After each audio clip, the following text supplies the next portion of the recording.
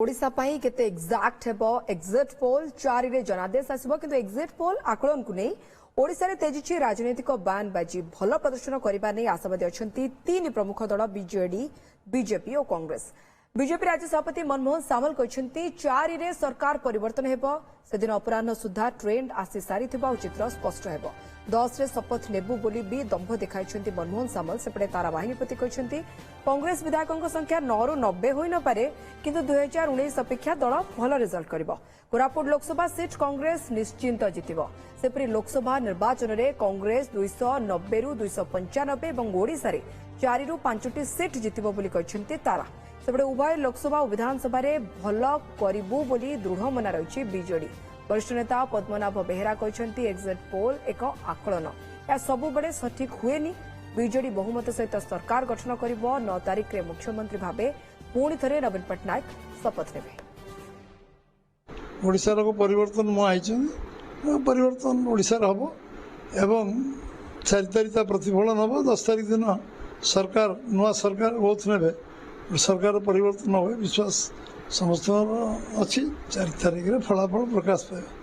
आज आम आलोचना 48 घंटा भी नहीं अल्प समय अच्छी बाकी तेना आलोचना चर्चा एत सब क्रिस्टाल क्लीयर हो 4 तारिख दिन गोटे ट्रेंड आसी जाइए दिन 12:30 गोटे पाखापाखि हो जाऊँगी लोक 12:30 गोटे बेलू 8 ରୁ 4 घंटा भर ट्रेंड डेभलप कर राज्य रे जो एग्जिट पोल कथाटा कहउछन्ती बिजु जनता दल गोटे कथा कहउछि बीजेपी दल गोटे कथा कहउछि।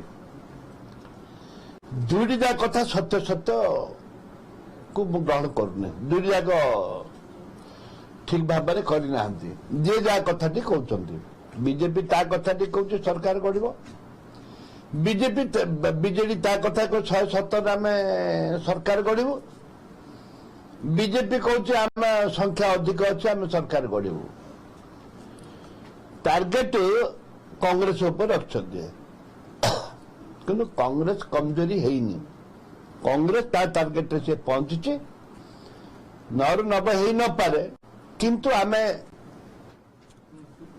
बहुत भोट आम सीट आम नौचु बहुत कथा नहीं आम न पारे किंतु आम निश्चित भाव में गला थर अपेक्षा एथर निश्चित भाव में बहुत भल कर निश्चित भाव में आकलन तो एग्जिट पोल तो विभिन्न मत विभिन्न ये विभिन्न गणमाध्यम विभिन्न एग्जिट पोल आकलन कर सठिक हुए ना आम विभिन्न समय एग्जिट पोल हिसाब किताब देखीचु विभिन्न निर्वाचन समय किंतु आम मोर जहाँ मत विजु जनता दल भल प्रदर्शन कर विधानसभा तो बहुमत निश्चित भाव सरकार गठन करेंगे एवं लोकसभा भल प्रदर्शन कर सी तो कथा कहे सी तो निश्चित भाव में कहे जेहेतु बहुत बारंबार आसी राज्य को प्रचार कर बहुत नेता आसी बाहर राज्य मुख्यमंत्री मैंने आसी प्रचार प्रसार कर सी निश्चित भाव में कहे कि आमर भी प्रचार प्रसार तो आम माननीय मुख्यमंत्री आमर